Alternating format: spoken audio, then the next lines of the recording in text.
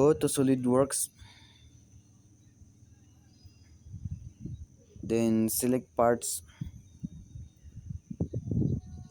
then tap the front plane, then sketch and draw a letter L using a line.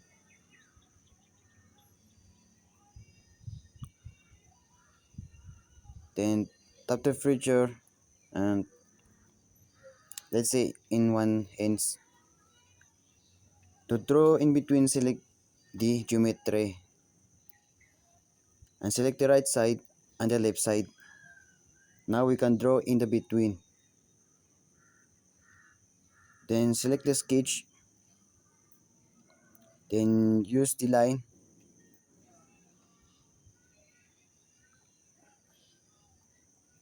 and then select the red. The arrow should be looking down. Now select the thickness, or let's say in one inch, then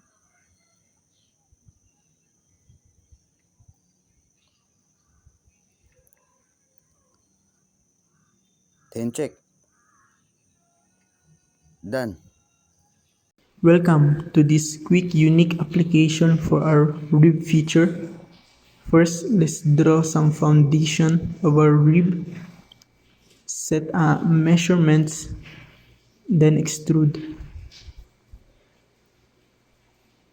Second, we right click the top plane, then select sketch. Third, draw some line. Make sure it does not connect to the point because it will error. Lastly, input the width measurements, then check. You can just also add some feature to complete your design.